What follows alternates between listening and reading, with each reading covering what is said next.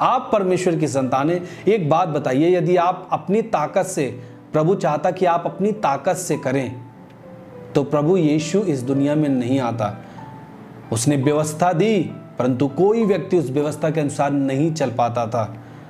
हर व्यक्ति पाप करता था, पाप का प्रायश्चित करता था, हमेशा बलिदान चढ़ाते थे। व्यवस्था के द्वारा किसी भी व्यक्ति का उद्धार नहीं हो पाता, लेकिन बाइबल कहता है मसीह यीशु के द्वारा उद्धार होता है। केवल उस पर विश्वास करने से हमारा उद्धार करता है वो परमेश्वर।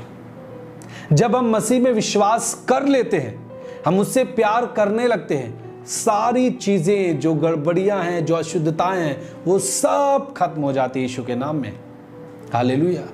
बाइबल क्या कहता है कि उसका जो लहू है हमें हमारे पापों से शुद्ध करता है। यीशु का लहू, जब यीशु आया तभी उसका लहू बहा, और उसका लहू किसके लिए बहा? हम पापियों के लिए। हालेलुया। हर एक अशुद्धता, हर एक कमजोरियां प्रभु आपके पास है। जितना प्यार करेंगे उतना प्रभु वो चीजों को, उन चीजों को हटा देगा आपके जीवन से। देखिए, मैं आपके लिए एक वचन पढ़ूंगा, पहला कुरिन्थियों का 9 अध्याय उसके 27 पद। 1 Corinthians chapter 9 verse 27। देखिए, पौलुस जो एक प्रेरित था, जिसने करीबन 13 पत्री पुस्तक में, बाइबल में 13 किताबें लिखी है, और वो बहुत बड़ा प्रेरित था। वो कहता है कि परंतु मैं अपनी देह को मारता, कूटता और वश में लाता हूं, ऐसा ना हो कि औरों को प्रचार करके मैं आप ही किसी रीति से निकम्मा ठहरूं। शुरुआत में लिखा है परंतु मैं अपनी देह को मारता, कूटता और वश में लाता हूं। और देखिए क्या लिखा है, वश में लाता हूं। इसका मतलब वश में लाया था नहीं, परंतु लाता हूं आज भी। पौलुस जिस समय था, जिस समय पुस्तक को लिखा, उस समय भी कहता है कि मैं अपने शरीर को मारता, कूटता, अपने वश में लाता हूं। हालेलुया। मारना, कूटने का मतलब ये नहीं कि आप अपने शरीर को घायल करें, अपने सिर को जाके कहीं पटके फोड़े, अपने सिर को शारीरिक क्रियाएं करें कि कैसे मेरी आंख से गंदा, मेरी निगाह ठीक नहीं है, मैं अपनी आंख को फोड़ लूंगा, मैं सुनता नहीं ठीक से, मैं अपने कान को खराब कर लूंगा, मेरा मन विचार लाता है, मैं अपने सिर पे पथराव करूंगा। शारीरिक चीजों से आप पवित्र नहीं हो सकते। ध्यान से सुने, आपकी किसी भी प्रकार की शारीरिक क्रिया, किसी प्रकार की कुछ भी हो, कोई भी एक्सरसाइज हो, किसी भी चीज से आप पवित्र नहीं हो सकते। यहां पौलुस जो कहता है मारने कूटने के विषय में, वो है प्रार्थना के द्वारा और वचन के द्वारा, वचन का अंगीकार करके पौलुस अपने शरीर को वश में करता था, परमेश्वर के वचन के अनुसार करता था, उसको परमेश्वर के वचन के वश में लाता था। हालेलुया।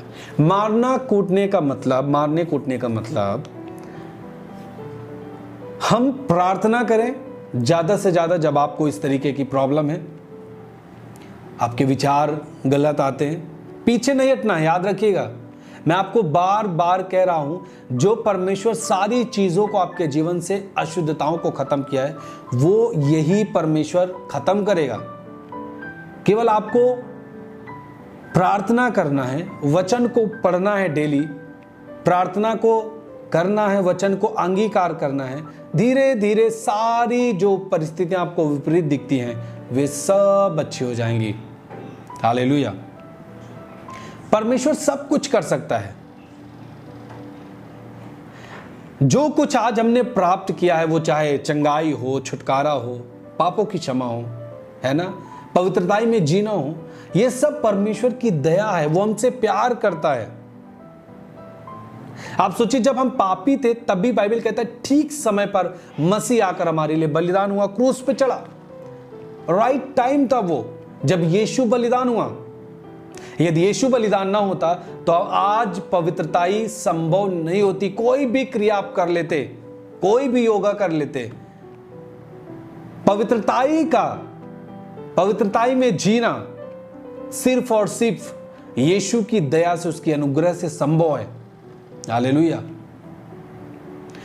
यीशु मसीह की जो भक्ति है वो पवित्रताई से रिलेटेड है, पवित्रताई में ही उसकी भक्ति है।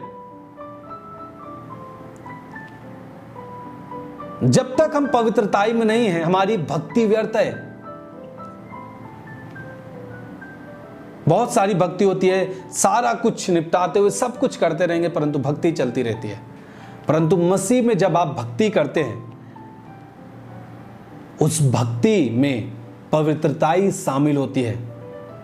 हालेलुया। और जब आप परमेश्वर की भक्ति करते हो, वही आपको पवित्र भी करता है। यह नहीं कि हम अपने आप को साफ करेंगे तब यीशु आएगा। जब अपने आप को साफ करेंगे तब यीशु नहीं आता। यीशु आता है तब हम साफ हो जाते हैं। वो जब आता है तो पवित्रताई आती है, शुद्धता आ जाती है, परमेश्वर से मेल मिलाप आ जाता है। हालेलुया। आपको खड़े रहना है, आपको पीछे नहीं हटना है, छोटी छोटी बातों में आपको पीछे नहीं हटना है। परमेश्वर के सामने परमेश्वर से प्यार करना, परमेश्वर से घनिष्ठ रिश्ते को बनाना, सब कुछ, हर एक कमजोरियां खत्म हो जाएंगी। हालेलुया। कमजोरियों के कारण पीछे कभी नहीं हटना। प्रभु आपके साथ है, वो आपसे प्रेम करता है, वो आपको नष्ट होने नहीं देना चाहता, उसका प्रेम बड़ा है। जानते, जब आप जितना आप यीशु से प्रेम करते, छोटी छोटी कमियां ऐसे ही खत्म हो जाएंगी, आपको पता भी नहीं चलेगा।